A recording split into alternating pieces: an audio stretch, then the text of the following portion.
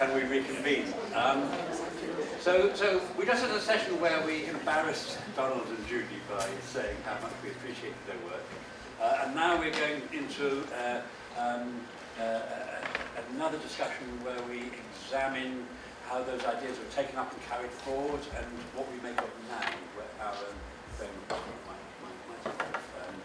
so I mentioned Donald developed social change and Judy developed social change from a technical perspective, and that drove a very dynamic program of research at Edinburgh University. People like Jamie and Donald and I and others had several decades of exciting research under the banner of social shaping.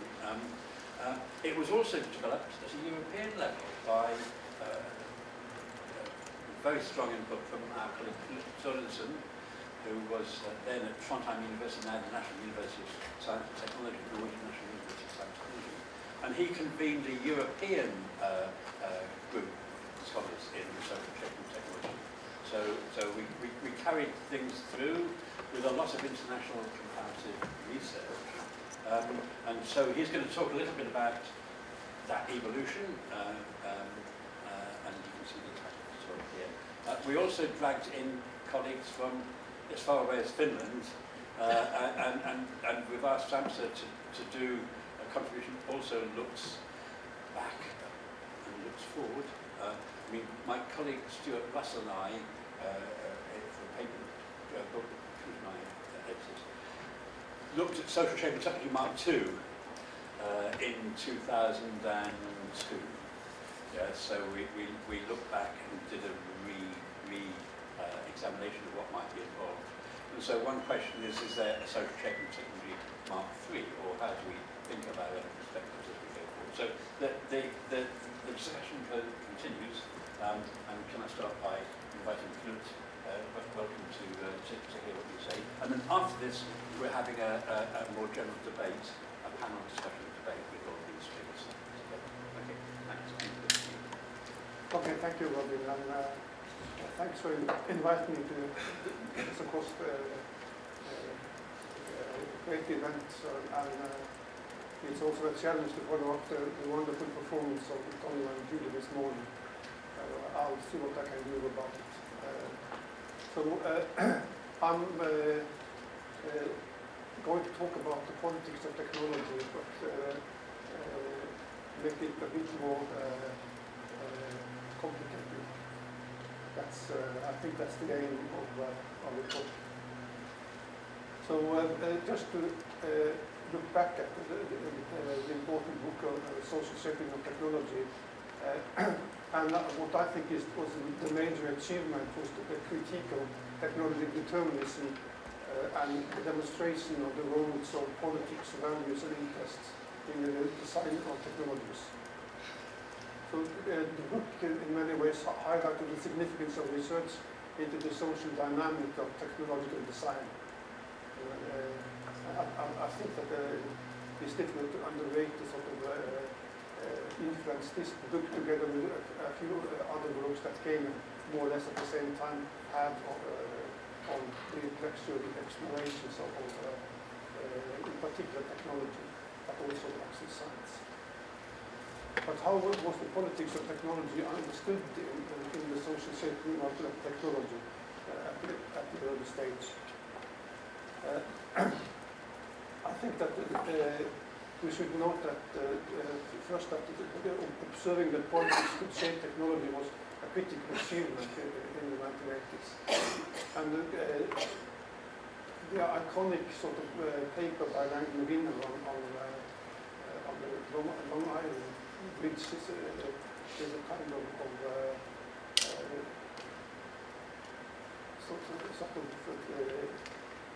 it changed in many ways the way that we thought about the way that the politics impact technology.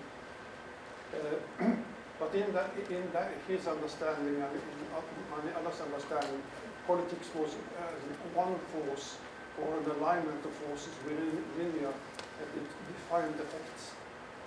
And the challenge is that it should be obvious when you start thinking about it, that you align political forces of or different inclinations, they were not given much attention. An example of this is David Nobel's important work. He was represented in a collection with a sort of an article about numerical chip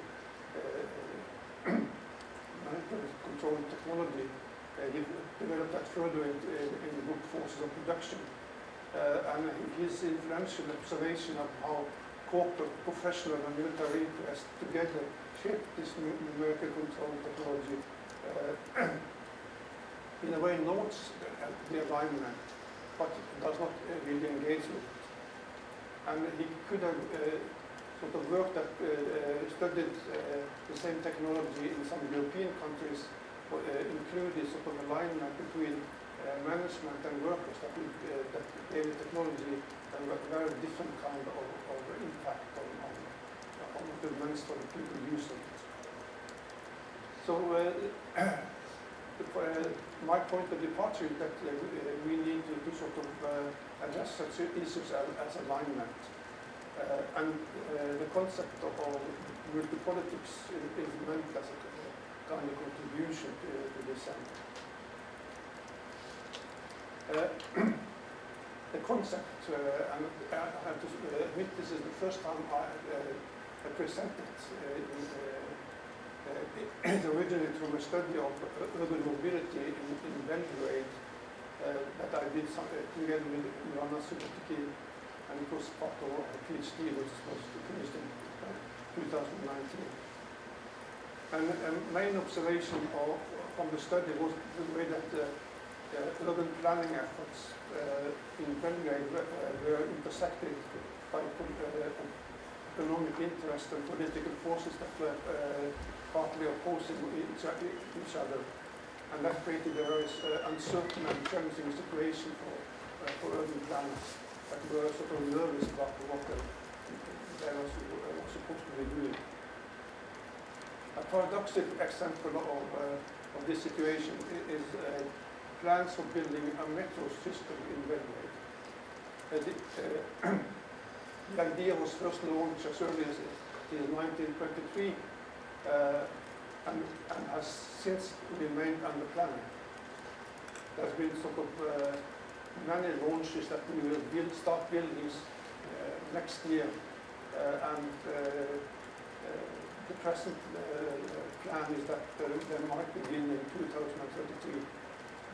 So this is an example of a technology that has been sort of kept in a liminal stage for more than 100 years.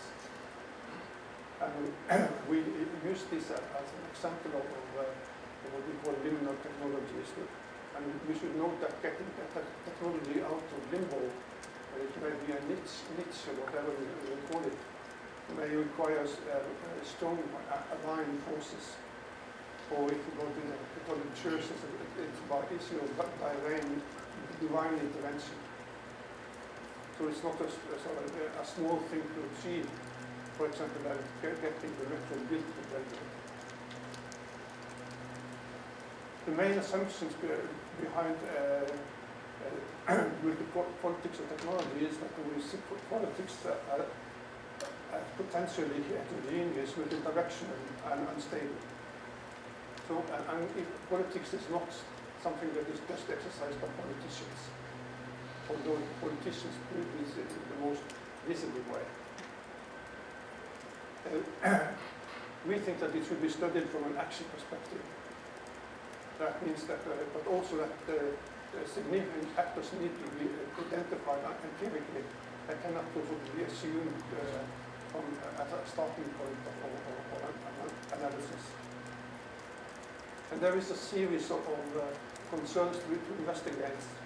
First of all, as I already mentioned, alignment and alignment strategies need to be examined. There is the issue of the degree of coherence of political aims or lack of coherence. There is the coherence or lack of coherence or expert advice that is underpinning policymaking and shaping of technologies. There's the issue of available implementation instruments. How do you actually concrete manner shape a particular kind of technology. And there is also the multiplicity of technology, but we tend to talk about technology as sort of one thing, but even sort of as a simple thing as a bike. It contains several technologies that are being sort of assembled together. This also complicates the shaping. I will very briefly try to exemplify this kind of analysis by looking at three Norwegian sustainable transition cases. CCS, I look at energy efficiency, and land use and biodiversity. And this is going to be quick and dirty. Please send me a question for much later.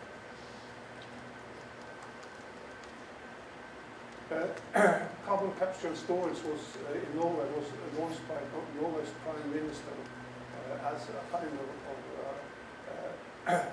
political sublime. It was supposed to be a sort of Norwegian moon landing project.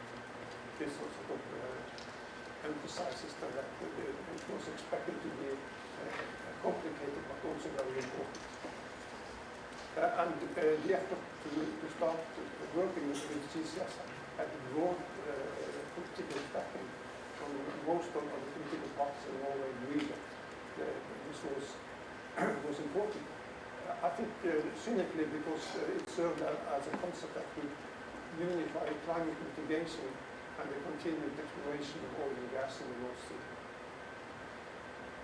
However, there were critical voices that saw CCS as an expensive lead route, but those voices had little influence on the work on CCS. So a lot of money was spent, but the effort was discontinued in 2015. They tried to build a gas power station with CCS, but they gave up. The political alignment was not sufficiently strong and sufficiently enthusiastic to manage cost overruns and technological difficulties. There is a certain parallel to the you mentioned the RME project, that there was a lack of knowledge of the technology. And I think that this is what there was clearly a lack of bold positions. And we were just talking about many engineers that also doing competitions. So even the involved engineers were hesitant whether this was a good idea. They were just hoping that the politicians would take care of the implementation. More recently, the effort to build CCS has recently surfaced, but it meets alignment problems, in particular with industrial actors. So is there a market for carbon dioxide? What kind of market is that? So is it a troublesome thing? Energy efficiency is a different story. There is also a kind of alignment, but which was misguided. Energy efficiency in Norway has been framed in economic terms since 1975.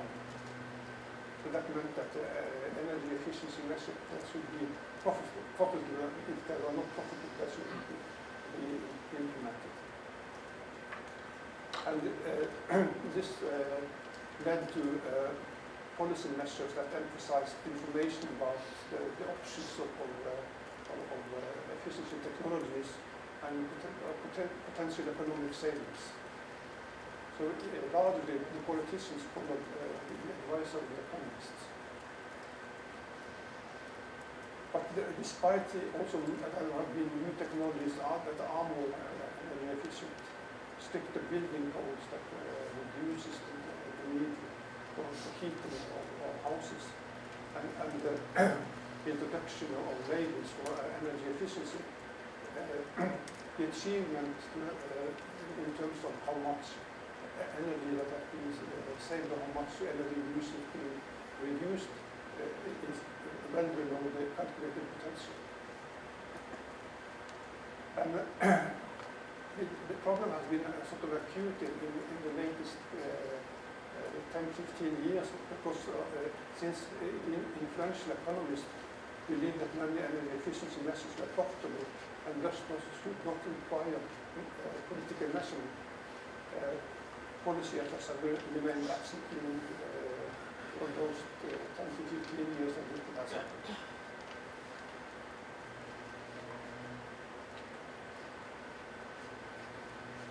The issue of land use and biodiversity is a different one.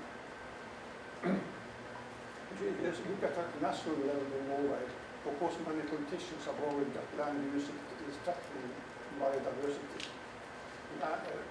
Land is spent on roads, on cabins, on a lot of different sort of purposes. But the problem with sort of acting on this concern for the biodiversity and land use is that a vital part of the decision making is delegated to local governments. The national government can only give advice or provide some pressure, but they don't make the decisions. And when we look at local governments, we see that they tend to weigh biodiversity issues against the local economy. And usually local economic benefits wins the day. If we sort of see the experts involved in providing advice here, they are divided.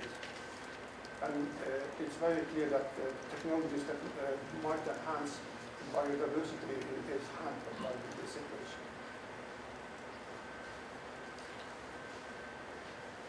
So I'll try to wrap up.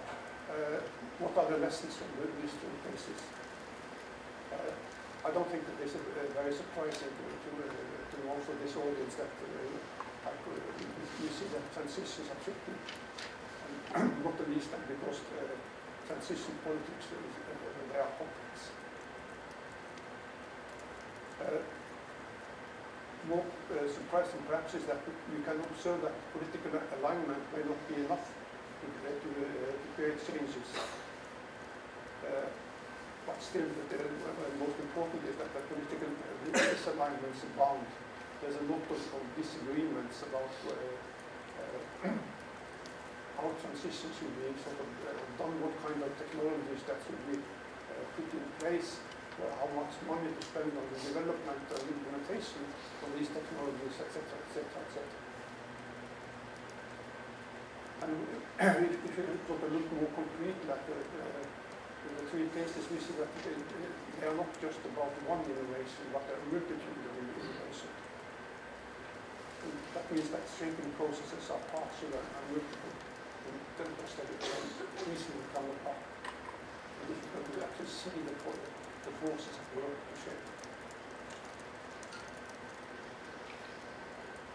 So finally, what can we say about sustainable transition studies with the perspective on multi-politics?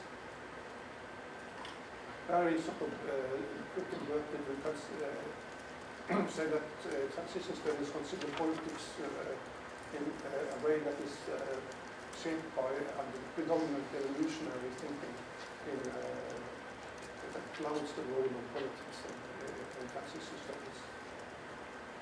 But to be fair, there are many efforts to consider the role of political power in transitions, but there is no unified approach to this, and there is, I think there is an intellectual struggle to establish an understanding of how to examine and deal with political decisions regarding sustainability transitions. Some of the additional challenges is, first of all, that there is a strong innovation focus in sustainable transition studies. which means that there is probably too little concern for the role of regulation.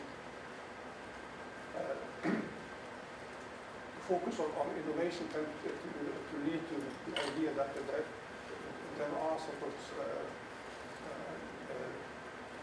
technologies that we can sort of identify as one that will solve the problem, like treating CCS as one technology. But it is actually a complex of technologies that makes sort of the innovation focus on that troublesome. And there is also another issue that I think is problematic, and that is the call for acceleration.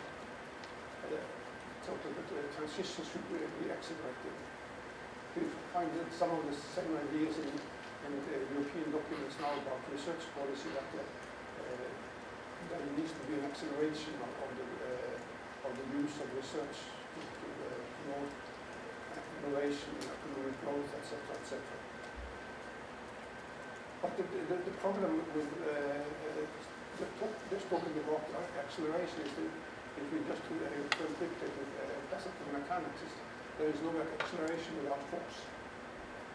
So actually, what if we just ask for acceleration without sort of investigating the forces that are supposed to produce the acceleration, we sidestep the issue of the role of politics. So